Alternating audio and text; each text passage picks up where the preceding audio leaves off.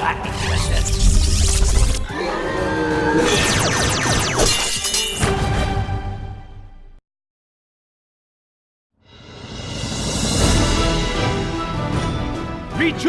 ye penny-pinching nerds, rejoice!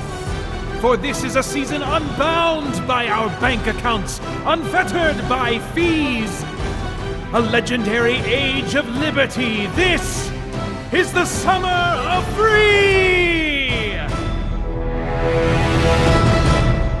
Hey guys, Pater Franson here from christiangeekcentral.com and Spirit Blade Productions, here to celebrate more Summer of Free with you. As I mentioned in the last Summer of Free video, this year is each installment involves me sharing one free movie and one free video game documentary with you in each installment. There's going to be a total of 4 installments. This is the second, and two great things to share with you. The first is a movie called Predestination.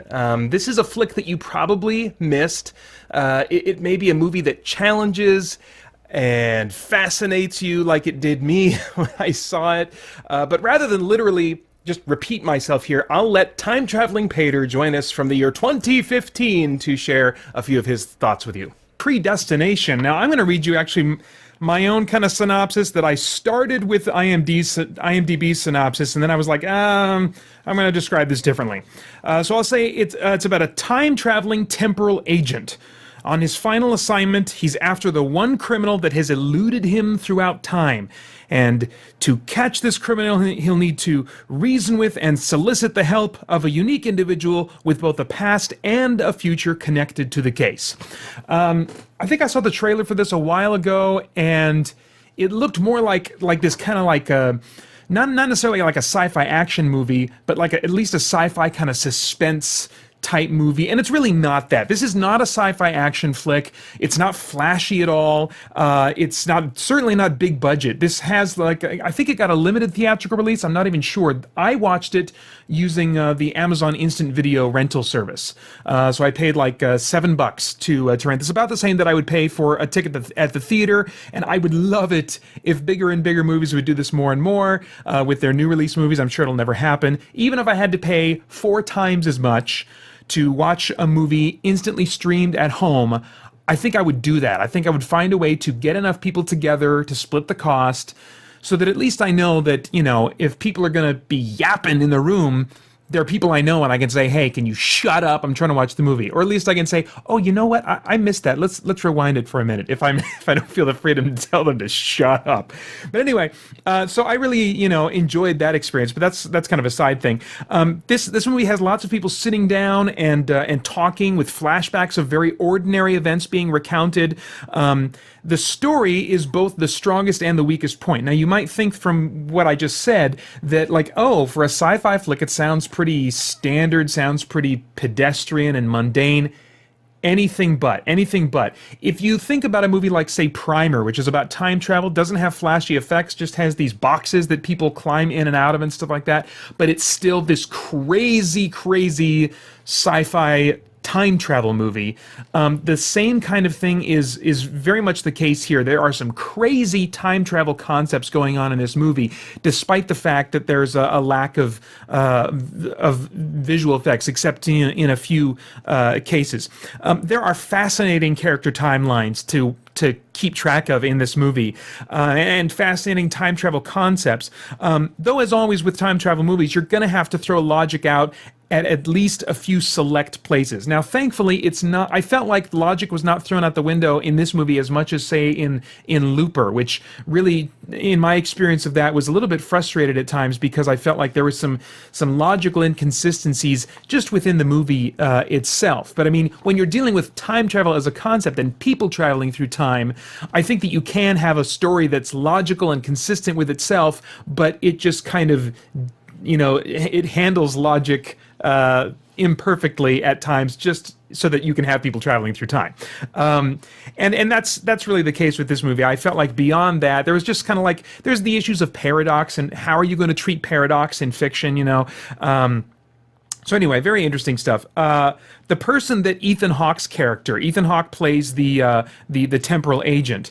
The character that he's trying to get help from has a very, very interesting story to tell, and it's one of the first things that character tells Ethan Hawke, and then you get to know this character and see their story play out. Very interesting stuff. Unfortunately, that story is very predictable, as is the movie in many ways. You might have the whole thing figured out in the first 2 minutes of the movie, or before the credits roll if you read the tagline on the promo art. I mean, now the promo art's not going to give away the whole story, but the promo, the tagline on the promo art, just in the little online store, that they'll use for the DVD cover someday or something. It's got a little tagline on it. If you can avoid reading that, I think that would only increase your enjoyment of the movie, because I think it really kind of puts you in a certain mindset to be able to see pretty easily where this movie is going, what's going to happen, and stuff like that. So avoid that tagline if you can, because there's going to be plenty of things going on in the movie that already show way too much of the story's hand. They reveal way too much in this movie. I was thinking to myself, geez, well, since this is kind of an indie movie, I wish they would have gone a little bit more, like obscured in what was going on. Not as obscured as Primer. I've seen that movie 3 times now, and even with the help of some, some blog posts and stuff online where people dissected it and tried to explain it all, I was like, okay, I'm not smart enough for this movie. I definitely felt too smart for this movie, and I wish that wouldn't have been the case. But that being said, there were still enough questions for me to want to see it all play out, and I was no less fascinated for being ahead of the movie the entire time. I was just like, well, I know where this is going, but I still really was just riveted and wanting to see how is this exactly going to play out? How are the characters going to react as this information is revealed? And it was still very interesting the whole time. There are rarely any wasted moments or shots in this movie, with the exception of a brief sex scene that had side view nudity. It would only lasted about 5 to 8 seconds, which was broken up into 2 different shots. But they didn't need that at all for what they were trying to get across about what was going on with the character and in the scene. And then there's another shot of non-sexual, unflattering profile male nudity that I could argue is saying that helps the movie. But the other one I didn't feel helped at all. It was just there for for Hollywood reasons, to put some skin on the screen. Okay, so the cast. Ethan Hawke, I mentioned, he plays the temporal agent. He's not stretched in this movie, but he brings nice variety. He's easy to sympathize with. Ethan Hawke is just kind of a great go-to actor, especially for movies like this one that are maybe a little bit lower budget, but they're playing around with some interesting ideas and interesting characters. Sarah Snook, or Snook, I'm not sure how to pronounce her last name. She is another very major character in this movie, and a virtual unknown to me, very endearing at times, and always interesting to watch. So yeah, I was really happy with the cast and their performances in this. The stunts and visuals, infrequent but great, and put to good use. They weren't trying to do stuff that their budget and concept wouldn't allow for. Their time travel effects, similar to Looper. If I remember correctly, in Looper, when people traveled, from one time to another, blink, it was just a blink, and they had like a cool sound effect that went along with it.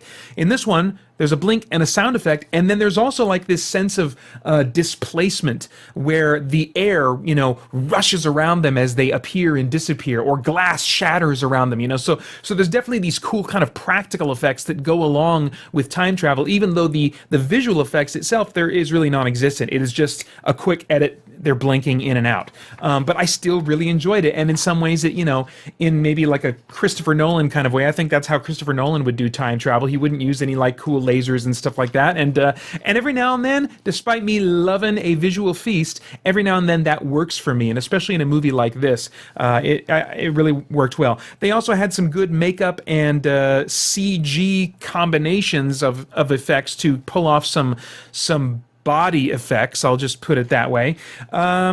So yeah, I really enjoyed this movie. Now, on the topic of relevance, is there anything of philosophical or spiritual or moral value or significance that might trigger some worthwhile thought or conversation during or after watching this movie? Well, there are some sexual issues, sexual topical issues. I thought during the first 15 minutes, I was like, oh, is this kind of like a social agenda piece? Is that what this is going to turn into? But that actually vanished very quickly. They're just playing with some untapped concepts that are related to human sexuality and they do it to fascinating effect. It's not like a highly sexualized movie. It's not like this big thing that's all about sex and stuff like that. But human sexuality does play a significant role in the story as it plays out. There are possibly some themes of free will versus predestination that might come in. How do we have choice? What is the nature of choice?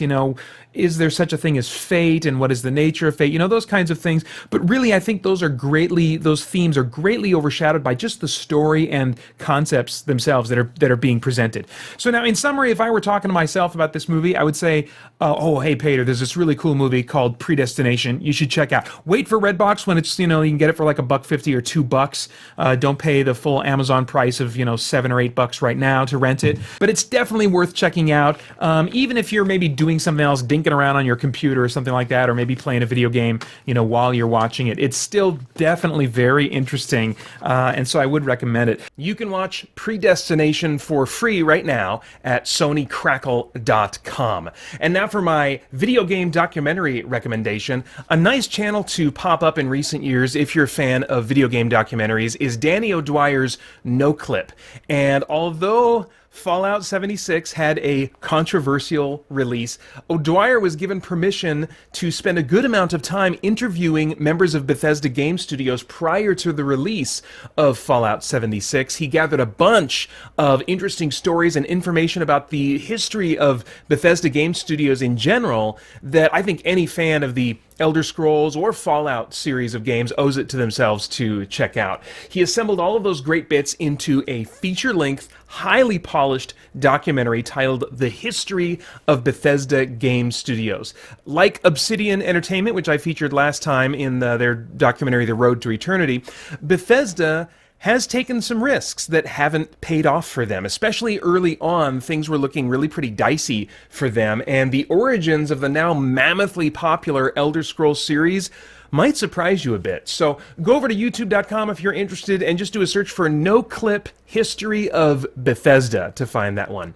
All right, that's it for this round. In a few more weeks, I will be back with another set of great movie and video game documentary recommendations. Thank you, and stay tuned for more Christian Geek Central Summer of Free 2019, and for all the videos from previous celebrations, you can check out our Summer of Free playlist at youtube.com/ChristianGeekCentral. I've created some new tiers for our Patreon. On top of many of our original perks, I've added Discord live events, spoiler chat videos, and more. You can get all the info at patreon.com/SpiritBladeProductions.